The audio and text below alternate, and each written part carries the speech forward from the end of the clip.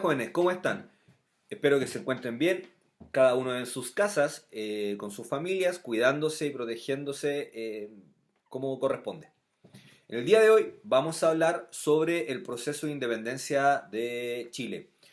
Tenemos que entender en primera instancia que el proceso de independencia de nuestro país no es un hecho aislado, sino más bien es parte y corresponde a un proceso largo en el tiempo que fue afectado y que afectó a todas las colonias españolas en el continente latinoamericano.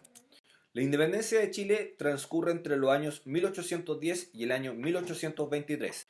Y para poder comprender de mejor manera el proceso de independencia, debemos saber cuáles son las causas que provocaron la independencia de nuestro país. Estas causas las vamos a dividir en dos, las causas internas y las causas externas. Entiéndase como una causa interna aquellos sucesos que ocurrieron en Chile y en las colonias españolas en América, como cuáles sería el descontento criollo, la situación económica, la identidad criolla y la expulsión de los jesuitas. Las causas externas son todas aquellas que ocurrieron fuera de las colonias españolas en América, como el proceso de ilustración, la independencia de Estados Unidos, la Revolución Francesa y la invasión de Napoleón a España. En la página 58 de sus textos escolares van a encontrar cuáles son las causas internas. Veámoslas. Tenemos en primera instancia el descontento criollo. Los criollos tenían riquezas, pero no podían acceder a los cargos políticos importantes. ¿Qué significa eso? Los criollos, que son los hijos de los españoles que nacieron en América, tenían la característica y la singularidad que tenían el poder económico. Eran dueños de la hacienda, eran dueños del campo, dueños de algunos asentamientos mineros. Tenían poder, tenían riqueza, pero ellos estaban descontentos porque no podían ejercer ningún cargo político. Los que ejercían los cargos políticos eran aquellos personajes que venían directamente desde España y eran nombrados por el rey de España. Muchos de ellos llegaban a América, llegaban por ejemplo a Chile, sin conocer ninguna característica de Chile y comenzaban a administrar el país. Hagamos un ejemplo, es como si en el día de hoy viniera un presidente de otro país a gobernarnos sin tener idea de cómo funciona Chile. Otro de los descontentos a nivel interno sería la situación económica. Existieron en la corona española, la corona española, mejor dicho, generó algunas reformas económicas, lo cual afectó directamente a los criollos, a los hijos de españoles que nacieron acá en América. ¿Qué tipo de reformas económicas? Fueron las de libertad económica. Comenzaron a llegar muchos productos desde Europa, mejor dicho, y comenzaron a comercializarse acá en América. Esto provocó que el precio de los productos que venían desde el extranjero fueran mucho más baratos de los productos que se construían, se fabricaban acá en América. Eso provoca un descontento porque no podían competir con los precios de los productos del extranjero. Otro descontento sería la identidad criolla. ¿Qué significa eso? Los criollos, que son los hijos de los españoles que nacieron acá en América, se sentían más americanos que españoles. ¿Por qué razón? Porque ellos nacieron acá en este territorio, ellos se criaron acá, se educaron, han tenido sus familias y tienen sus negocios, sus chacras, sus campos, sus empresas mineras, etc. Y se sienten totalmente alejados de lo que sería España. Por lo tanto, ellos se sienten más identificados con este territorio que con la corona española directamente. Y por último, tendríamos la expulsión de los jesuitas. Los jesuitas, en el periodo colonial, comenzaron a tener un gran poder económico. Tenían mucha influencia y además comenzaron a construir centros educacionales en América. Esto provoca el celo de la corona española y la corona española decide expulsarlo y expropiarse de los recursos económicos y de las universidades, colegios que tenían los jesuitas en el continente americano. Esto genera un descontento general en toda la población de Latinoamérica porque vamos a encontrar que muchos de los jesuitas eran parientes, ¿verdad?, de estos dueños de hacienda, de estos criollos poderosos. Tenían familiares y ellos sintieron que a su familia la estaban sacando, ¿verdad?, de lo que sería el continente americano. Las causas externas son todas aquellos hechos que ocurren fuera del continente americano, bajo el poderío español. ¿Cuáles serían estas? La Ilustración, la independencia de Estados Unidos, la Revolución Francesa y la invasión de Napoleón. Vayamos con la Ilustración. La Ilustración es un pensamiento, es una corriente filosófica que critica la concentración de todo el poder bajo el rey. El rey en aquel entonces era absoluto, lo cual significa que él tenía el poder económico, él creaba las leyes, él administraba el territorio y todo lo controlaba él. Este pensamiento que se llama la Ilustración comienza a criticar esta forma de gobierno y ellos proponen, los ilustrados, la separación de los poderes del Estado. Ya lo saben ustedes, el poder ejecutivo, el poder legislativo y el poder judicial. ¿Qué es lo que ocurre? Esta corriente comienza a hacerse muy poderosa dentro de Europa y también comienza a llegar a América. La independencia de Estados Unidos. La independencia de Estados Unidos buscó la libertad y la igualdad de lo que serían las personas que vivían en aquel territorio, que era colonia inglesa. ¿Ok? La independencia de los Estados Unidos va a demostrar, ¿verdad? Y va a ser ejemplo para el resto de las colonias que existen en América, de que sí nos podemos emancipar y separar de lo que sería el imperio. En este caso, Estados Unidos se separa de Inglaterra y va a ser ejemplo para que nosotros nos podamos separar de España. La Revolución Francesa es, podríamos decir, la cúspide de la Ilustración. La Ilustración, recuerden, buscaba derrumbar, ¿verdad? Buscaba derrumbar esta idea de que el rey controlaba todo y buscaba separar los poderes del Estado. Y esto se va a llevar a cabo en la Revolución Francesa, que va a ser inspirada, ¿verdad?, por estos ideales y va a poner fin a lo que sería una monarquía, un sistema de gobierno monárquico basado por el rey y va a comenzar a establecer una república. Esta república va a ser inspirada para lo que va a ser con el tiempo España, Inglaterra, ¿verdad? Y el resto de los países de Latinoamérica. Y por último tenemos la invasión de Napoleón sobre España. Expliquemos un poco qué es lo que sucede acá. Napoleón, que era francés, estaba en guerra contra lo que sería Inglaterra. Francia e Inglaterra estaban en guerra. Y Napoleón va a prohibir al resto de los países de Europa comercializar con Inglaterra. Bien, el único país que desobedece la orden de Napoleón es Portugal. Entonces Napoleón decide invadir Portugal y le declara la guerra a Portugal porque desobedece esta orden que generó Napoleón. Para poder invadir Napoleón a Portugal tenía que cruzar por España. Entonces lo que hace Napoleón es pedirle autorización al rey de España, ¿verdad? Cruzar por su territorio para poder invadir Portugal.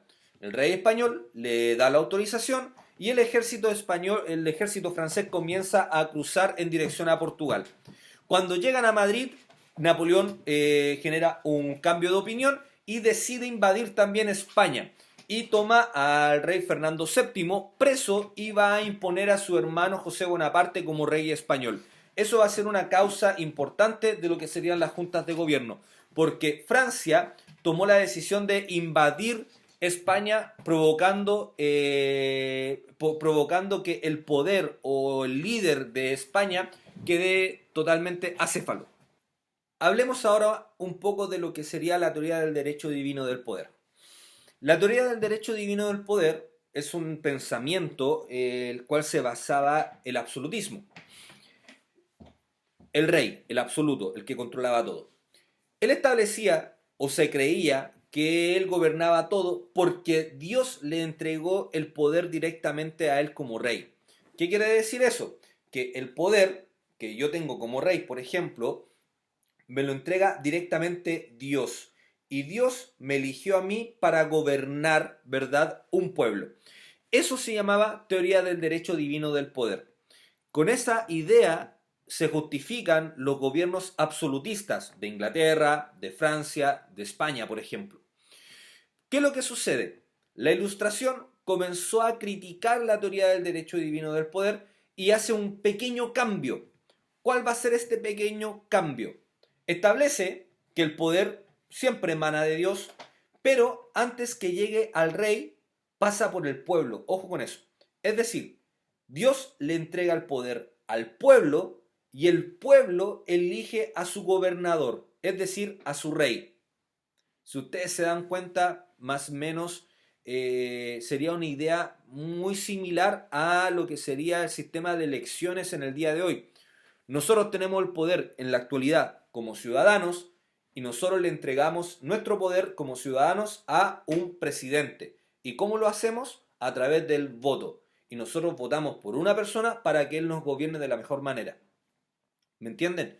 Por lo tanto, la teoría del derecho divino va a ser fundamental para establecerse como sistema absolutista y además va a ser muy importante para generar el cambio de pensamiento con la ilustración. De ser Dios le entrega el poder al rey, ahora Dios le entrega el poder al pueblo para elegir a su rey. Esa idea va a ser fundamental. ¿Por qué razón? Porque los españoles se van a basar con la teoría del derecho divino del poder para no reconocer a José Bonaparte como rey de España. ¿Por qué razón?